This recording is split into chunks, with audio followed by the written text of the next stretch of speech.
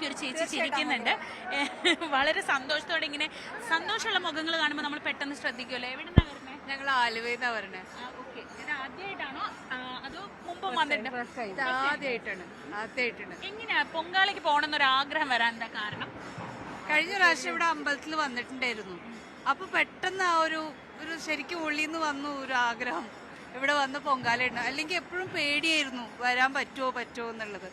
പിന്നെ ഉള്ള ഹെൽത്ത് വെച്ച് എന്തായാലും വരണം എന്ന് തോന്നി. ഇനി എല്ലാ കൊല്ലവും ഞാൻ കഴിഞ്ഞ 4 വർഷമായിട്ട് ബോംബെയിൽ ഇടുന്നുണ്ട്. ഫസ്റ്റ് ടൈം ഇടാറുണ്ട്. അവിടെ അംബർനാഥില് അവിടെ പക്ഷെ ദാറ്റ്സ് ഓൾ ഓർഗനൈസ്ഡ് കിറ്റ് ആയിട്ടാണ് തരുന്നത് നമുക്ക്. We don't have to do anything, ഒന്നും അറിയണ്ട, എല്ലാം അവർ റെഡിയാക്കി തരുന്നത് അവിടെ അംബർനാഥില്.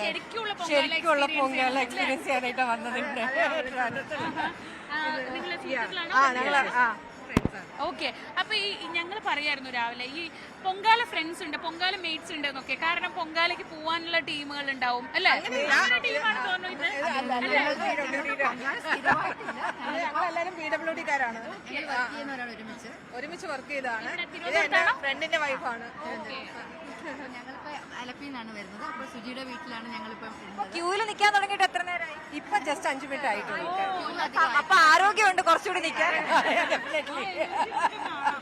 എന്താണ് ഈ വ്രതം എടുക്കുന്നതൊക്കെ, ഫാസ്റ്റിംഗ് ഒക്കെ അങ്ങനെയൊക്കെ നോക്കി നോക്കിയിട്ടാണ് 10 ദിവസവും വ്രതം നോക്കിയിട്ട് തന്നെയാണ് വന്നത്. ഈ ചിലര് പറയും പൊങ്കാല തിളച്ചിട്ടേ കഴിക്കുള്ളൂ. ഇന്ന് അങ്ങനെയാണ് എന്നുള്ളതാണ് എന്റെ ചോദ്യം.